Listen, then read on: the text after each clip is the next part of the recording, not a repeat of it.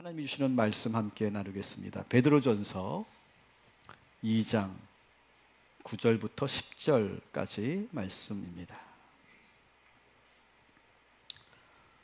우리 9절 말씀 우리 먼저 같이 한 목소리로 봉독하고 말씀을 듣도록 하겠습니다. 그러나 너희는 택하신 족속이요 왕같은 제사장들이요 거룩한 나라요 그의 소유가 된 백성이니 이는 너희를 어두운 데서 불러내어 그의 기이한 빛에 들어가게 하신 이의 아름다운 덕을 선포하게 하려 하심이라. 아멘. 올해는 추석 연휴가 상당히 깁니다. 우리 가족들과 좋은 시간을 보내셨습니까? 보내셨죠? 네. 지금도 가족들과 함께하고 계신 분들이 많으실 거라고 생각합니다. 제가 여러분들에게 그런 말씀을 드렸어요. 우리 가족들이 이렇게 오랜만에 모이면 한 발 좀 물러서서 야, 우리 가정의 모국어는 뭘 어떨까? 그걸 한번 여러분 관찰해 보라고 제가 말씀을 드렸어요. 우리 가정의 모국어는 과연 어떨까? 계속 말씀드립니다. 언어는요, 그 사람의 인격이고요. 그 사람의 세계관이 거기에 담겨 있는 거예요. 언어는. 우리 가정에 사용하는 언어를 보면 그 가정의 역사와 전통을 알 수 있고 정체성을 알 수 있어요. 그래서 우리는 언어를 바꿔야 된다. 이런 말씀을 계속 드리고 있습니다. 복음 언어로 우리의 모국어가 바뀔 때 우리 가정은 변할 것이고 우리 자녀들은 비로소 달라질 것이고 복음의 능력이 나타나게 된다는 거예요. 그래서 오늘은 우리가 복음 문장을 한 문장씩 우리가 배우고 있는데 오늘은 복음 문장을 우리가 배우지 않고 하나님께서 우리에게 들려주신 이 복음 언어의 특징을 좀 보려고 해요. 복음 언어가 갖고 있는 특징 이런 거예요. 마치 우리가 영어 공부를 할 때 우리가 어떤 문장 공부를 하기도 하지만 단어 공부도 하기도 하지만 우리가 문법 공부도 하죠. 그래머 시간이 있죠. 오늘 바로 그런 시간이라고 이해하시면 좋겠어요. 이 복음 언어가 가지고 있는 특징 4가지를 여러분들에게 소개하려고 합니다. 오늘 우리의 목표는 이 복음 언어가 가지고 있는 특징 4가지가 우리 가정 안에 잘 스며들어가게 하는 것, 이것이 우리의 목표입니다. 따라합시다. 복음 언어의 4가지 특징. 자, 몇 가지라고요? 4가지 특징. 4가지만 우리가 여러분 기억하시면 좋겠어요. 자, 복음 언어의 첫 번째 특징은 뭐냐? 따라합시다. 긍정 언어. 자, 복음 언어의 첫 번째 특징은 뭐냐면 긍정의 언어다라고 하는 거예요. 여기에 대표적인 예를 저는 예레미야 29장을 여러분들에게 들려드리려고 합니다. 이 예레미야 29장은요, 이스라엘 백성들이 바벨론 포로로 잡혀갔을 때 하나님께서 들려주신 말씀이에요. 여러분 생각해 보세요. 지금 나라를 잃었어요. 그리고 자기가 살던 조국에서 쫓겨났어요.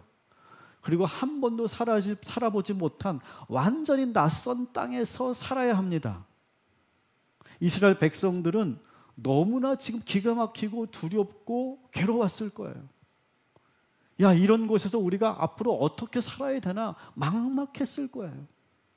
이스라엘에서 누렸던 자기 고국 땅에서 누렸던 신분이나 지위, 어떤 재산권 다 빼앗기고 다 박탈당하고 인정받지 못하고 그저 다 똑같이 난민으로 포로민으로 살아야만 했어요. 바로 그때 하나님은 이스라엘 백성들에게 이런 환경 속에서 어떻게 살아야 하는지를 말씀해 주고 있는 것이 오늘 이 예레미야 29장의 말씀입니다. 우리 29장, 예레미야 29장 5절 말씀을 같이 읽겠습니다. 너희는 집을 짓고 거기에 살며 텃밭을 만들고 그 열매를 먹으라. 아멘. 여러분, 바벨론 땅에서 슬피 울거나 낙심하지 말고 거기서 뭘 하래요? 집을 짓고 거기서 밭을 일구어서 거기서 나오는 열매를 먹으며 살라는 거예요.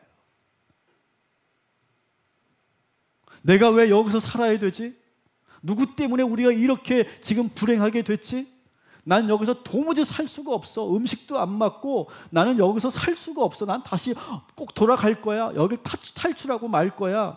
차라리 내가 이렇게 사느니 난 죽어버릴 거야. 뭐 그렇게 생각하지 않고 이렇게 자기의 삶을 포기하지 않고 그 현실을 빨리 받아들이고 어떻게 합니까? 그 땅에서 집을 지으라는 거예요.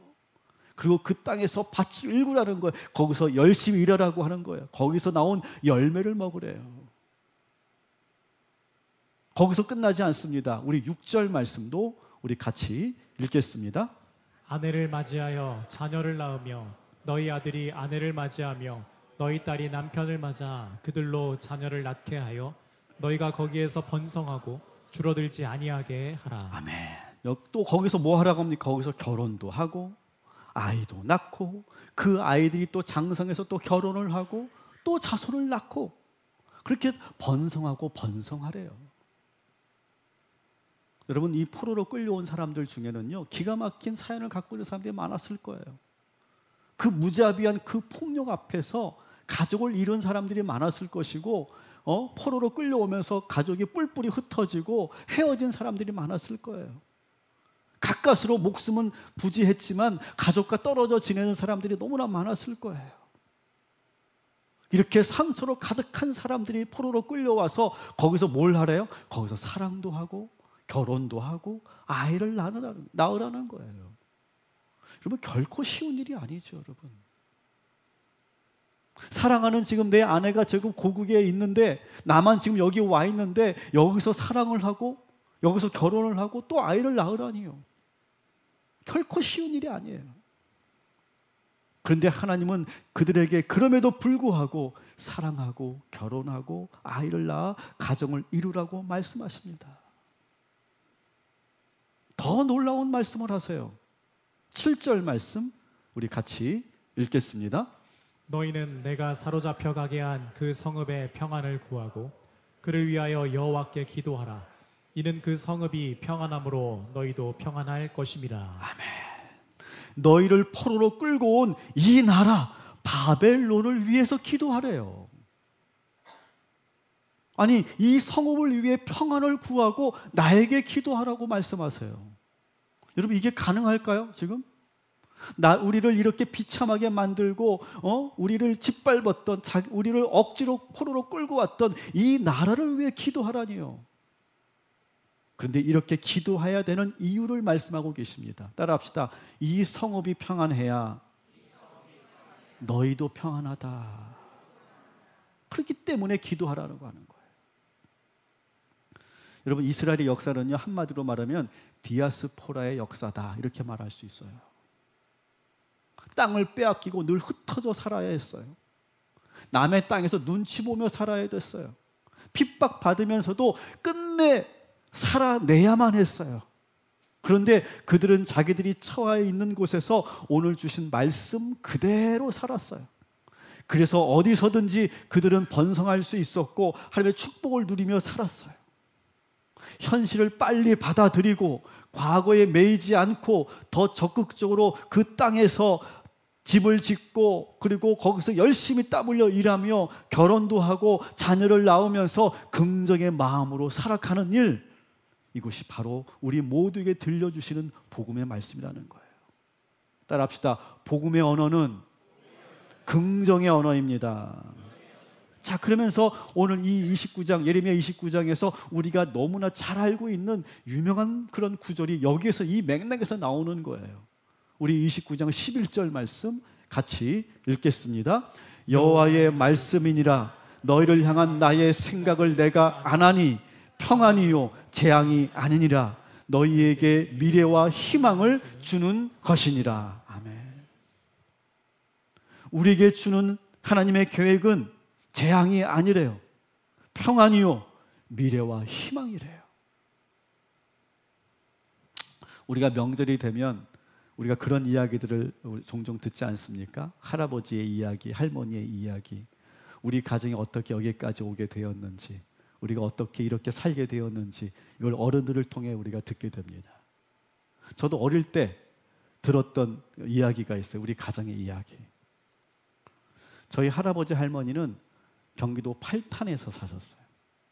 가까운 곳입니다. 팔탄, 멀지 않아요. 근데 저희 아버지가 모든 가족을 이끌고 서울로 상경합니다. 처음 서울에 도착한 곳은 마포에 있는 판자촌이에요. 지금이야 마포가 지금 엄청나게 비싼 금싸라기 땅이 되었지만 수십억 아파트가 거기에 다 들어서 있지만 그때는요 완전히 판자촌이었어요. 그 판자촌 그 단칸방에서 3대가 모여 사는 거예요. 그 당시엔 다 그렇게 살았잖아요. 저희 아버지는요 장남이기 때문에 중학교를 졸업하고 더 이상 공부할 수 없었고 그래서 기술을 배우러 나가셨어요. 그래서 목수 기술을 배워서 그 대가족을 다 책임지시는 거예요. 근데 저희 집만 그런 것이 아니라 저희 처갓집 이야기도 제가 들을 수 있었어요. 저희 장인 장모님은 충남 서천 분이세요. 4남매 자녀들 이끌고 서울로 상경하십니다. 이분들은 어디로 오셨냐면 서울 장위동으로 올라오셨어요. 장위동에 터를 잡으셨어요. 뭐 시골에서 계셨기 때문에 기술이 있는 것도 아니고 어떤 특별한 그러한 능력이 있는 것도 아니기 때문에 서울에 올라오셔서 돈 되는 일이라면 다 하셨어요. 처자식을 위해서 안 해본 일이 없었어요. 근데 근면 성실하게 차곡차곡 모으셔서 이제 뭘 하셨냐면 장위시장에서 방앗간을 운영하셨어요. 떡방앗간. 그래서 40년을 허리가 휘어지도록 일하시면서 가족들을 끝까지 책임지고 교육시키고 다 신장가 보냈어요. 우리 이 두 집의 공통점이 뭔지 아세요? 이 김씨 집안과 나씨 집안의 공통점이 하나 있어요. 그것은 바로 뭐냐면 예수 믿고 말씀대로 살았다라고 하는 거예요. 만일 그때 믿음이 없었다면 이 척박한 서울살이를 이겨낼 수 없었을 거예요. 이스라엘 백성들이 바벨론에서 견뎌낼 수 있었던 힘이 뭡니까? 바로 이 하나님의 말씀이 있었기 때문에 이 모든 서글픈 그런 바벨론 포로살이를 이겨낼 수 있었던 것처럼 우리 양가 부모님들은 말씀대로 하나님 말씀대로 이 가정을 지키셨기 때문에 그 험악한 세월을 이기고 서울을 축복의 땅으로 만들어내셨던 거예요. 저는 우리 가정만 그렇다고 생각하지 않아요. 여러분의 가정도 하나님의 말씀 때문에 승리할 수 있었고 그 긍정의 말씀 때문에 모든 시련을 이겨낸 줄 믿습니다. 한번 따라합시다. 예수 안 믿었으면 우리 가정은 어떻게 됐을까? 한번 이렇게 생각해 보세요. 한번 상상해 보세요. 예수 안 믿었으면 우리 가정은 어떻게 됐을까? 사랑하는 성도 여러분, 여러분 가정에 절대 긍정의 복음이 심겨지기를 주님의 이름으로 축원합니다. 11절 말씀, 29장 11절 말씀을 다시 한번 우리가 선포하겠습니다. 너희를 향한 나의 생각을 내가 안 하니 평안이요 재앙이 아니니라. 너희에게 미래와 희망을 주는 것이니라. 아멘. 하나님의 이 절대 긍정의 말씀이 깊이 뿌리 내려지기를 주님의 이름으로 축원합니다. 여러분 가정에 그 어떠한 부정의 언어도 사라지고 긍정의 언어가 가득하게 되기를 주님의 이름으로 축원합니다. 두 번째 복음 언어의 특징이 뭐냐? 따라합시다. 사랑의 언어. 예수님께서 이 땅에 오셔서 우리들에게 전하신 기쁜 소식은 뭐냐? 하나님께서 우리를 사랑하신다는 소식이에요. 성경은요, 이 성경은요, 온통 사랑에 대한 이야기뿐이에요.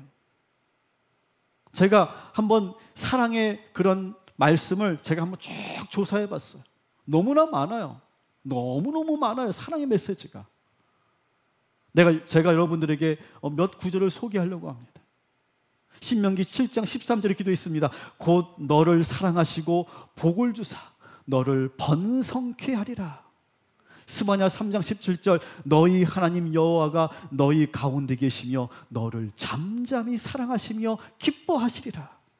요한복음 3장 16절 하나님께서 세상을 이처럼 사랑하사.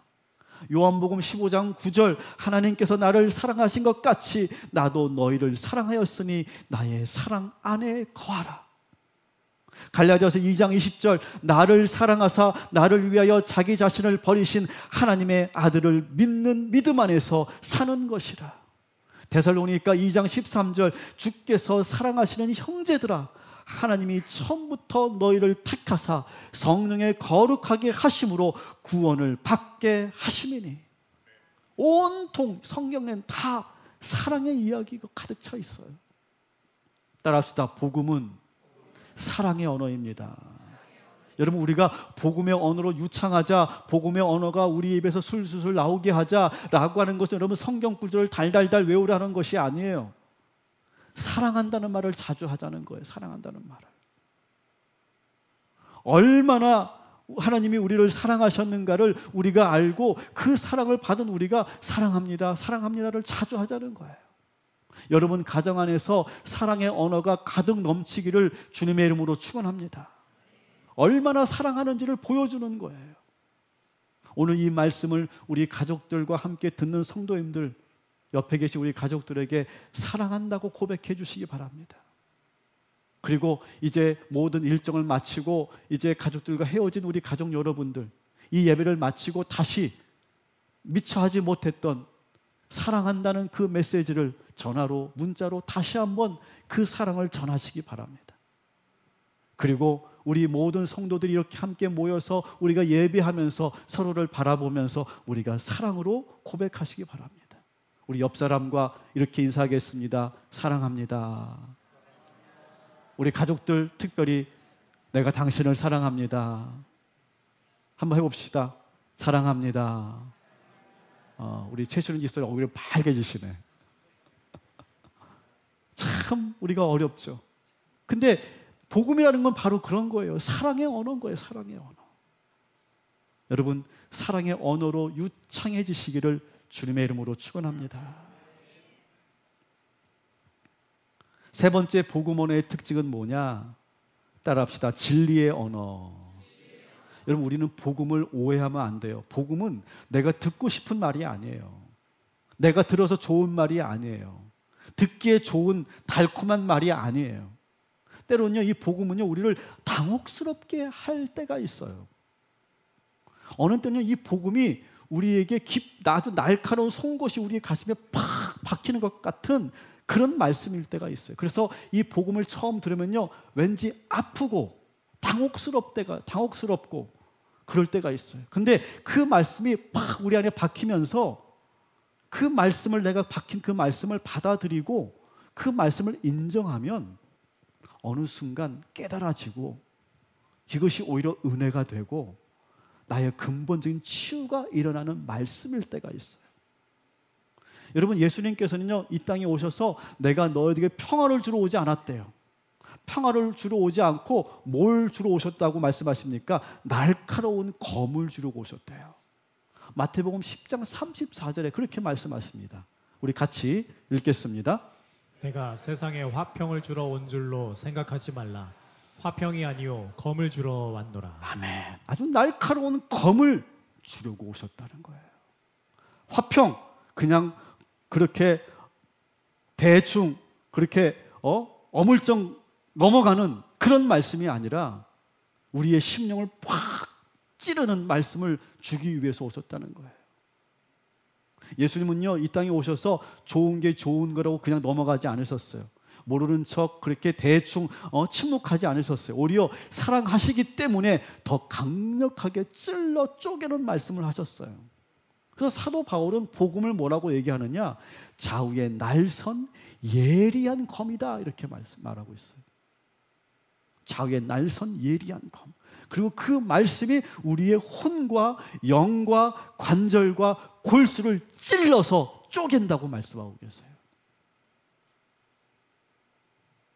저는요 설교자로서 여러분이 듣기에 좋은 말만 하는 그런 사람이 되고 싶지 않아요. 어느 때는 여러분에게 찔림이 있는 말씀을 전하려고 해요. 여러분이 저의 말씀을 듣고 저의 하나님의 말씀을 듣고 여러분이 깊이 고민하고 돌아가기를 원합니다. 한 주간 그 말씀이 계속 떠오르면서 깊이 고민하고 생각하게 하고 돌아보게 하고 오히려 여러분의 상처를 내가 도려내는 그런 말씀을 전하는 설교자가 되기를 원해요. 그래서 순간 여러분이 그 말씀을 듣고 아 하고 여러분 비명을 지를 수 있겠지만 나중에는 그 여러분 영혼에 골맞던 그 고름이 싹 사라지고 새살이 돋고 완전히 회복되는 치유가 있는 말씀을 전하는 설교자가 되고 싶어요. 복음은 바로 그런 능력이 있다는 거예요. 전도서 12장 11절에 이러한 말씀이 있습니다. 같이 읽겠습니다. 지혜자들의 말씀은 찌르는 채찍들 같고 회중의 스승들의 말씀들은 잘 박힌 못 같으니 다 한 목자가 주신 바이니라. 아멘. 이 그림을 보세요. 아주 잘 박힌 못이죠. 아마 이 문은 잘 박힌 못 때문에 지금 수백 년을 견디고 있는 문입니다. 잘 박히면, 견고하게 박히면 절대 그 문이, 그 나무가 상하지 않고 견고하게 그 형체를 유지할 수 있는 거예요. 그런 말씀. 복음이라는 것은 듣기에 좋은 소식이 아니라 들으면 아프지만 결국 나를 살리는 말씀인 거죠. 복음이 때로는 우리를 찌르고 아프게 하겠지만 우리 심령에 잘 박힌 못처럼 깊숙이 푹 박히면 우리에게 놀라운 변화가 일어나게 하는 거죠. 그래서 복음은 진리인 거예요. 여러분, 진리라고 하는 건 뭡니까? 과감 없이, 가감 없이 있는 사실을 그대로 전하는 것이 진리고요. 모두에게 적용되는 보편적인 말씀이 바로 진리인 거죠. 우리가 우리 자녀들에게 반드시 해줘야 할 말들이 있습니다. 일평생 내가 죽기 전에 우리 아이들에게 꼭 일러주고 싶은 말씀이 여러분들이 있을 거예요. 그 말씀을 우리 아이들이 처음에는 듣기 싫어할지도 몰라요.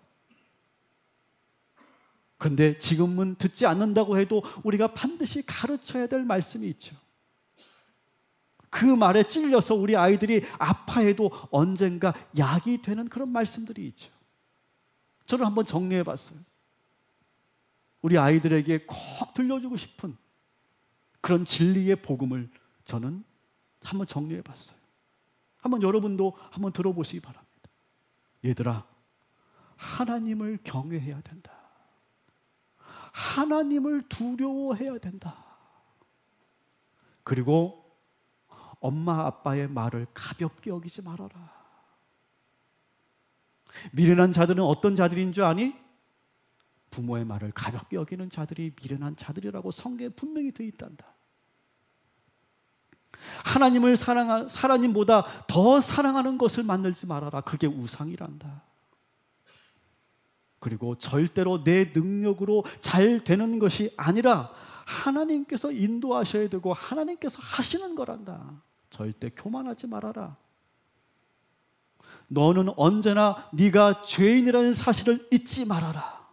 그래서 우리는 다 하나님의 은혜로 사는 것임을 기억해야 된다. 그리고 세상 친구들과 세상 사람들과 벗하지 말고 하나님을 믿는 사람들과 늘 함께 해야 된단다. 무슨 일이 있어도 주일 성수와 11조 생활은 꼭 해야 된다. 하나님의 징계를 두려워하고 항상 순종하는 그런 삶을 살아야 된다. 우리 자녀들이 이 부모의 말에 잔소리처럼 들을 수 있겠지만, 푹 찔려서 듣기 싫어할 수 있겠지만, 이 말씀들이 우리 자녀들 가슴에 잘 박힌 못처럼 되어 있을 때 우리 자녀들은 살게 될 줄 믿습니다. 여러분, 이렇게 되기 위해서 이 말씀이 여러분들에게도 잘 박힌 말씀이 되어야 될 줄 믿습니다. 제가 여러분에게 진리의 복음을 선포하겠습니다. 이 말씀을 여러분 들으시고 찔리시기 바랍니다. 찔림을 받으시기 바랍니다. 여러분의 이 복음의 말씀이 여러분의 가슴에 잘 박히시기 바랍니다. 사랑하는 성도 여러분, 하나님을 두려워하셔야 돼요. 하나님을 경외하셔야 됩니다. 여러분, 마음대로 신앙생활 하지 마세요. 하나님 말씀대로 신앙생활 해야 되는 거예요. 그리고 여러분, 이 앞에 있는 주의 종의 말을 가볍게 여기지 마시기 바랍니다. 미련한 사람은요, 머리 나쁜 사람이 아니라 불순종하는 사람이에요. 여러분, 하나님보다 더 사랑하는 것들을 만들지 마시기 바랍니다. 절대 우상을 만들지 마시기 바랍니다. 지금 여러분이 잘해서, 여러분들이 똑똑해서 잘 되는 것이 아님을 기억하시고, 모든 것은 하나님이 하신 것입니다. 늘 그렇게 고백하시기 바랍니다. 여러분은 항상 죄인이에요. 내가 항상 죄인임을 인정하시기 바랍니다. 오직 하나님의 은혜로만 사는 사람들이에요. 우리는. 여러분, 세상 사람들과 가까이 하기보다 하나님을 믿는 사람들과 늘 가까이 하시기 바랍니다. 여러분, 무슨 일이 있어도 어떤 상황에서도 예배하시고 주일 성수하시고 11조 생활 꼭 하시기 바랍니다. 하나님의 징계를 두려워하고 항상 순종하시기 바랍니다. 여러분, 어떠셨습니까? 여러분의 찔림이 있으셨습니까? 여러분 영혼에 이 말씀들이 깊이 잘 박힌 못처럼 박히게 되기를 주님의 이름으로 축원합니다. 그러면 1000년이 지나도 5000년이 지나도 우리의 심령은 변화가 없을 것이고, 잘 박힌 못을 가지고 있는 우리 부모들이 우리 자녀들에게 자신 있게 담대하게 전할 수 있게 되는 거예요. 복음은 진리의 언어입니다. 진리가 여러분 가정에 늘 함께 하기를 주님의 이름으로 축원합니다. 네 번째 특징 따라합시다. 복음은 소망의 언어입니다. 여러분, 복음은요, 과거에 매이는 말씀이 아니에요.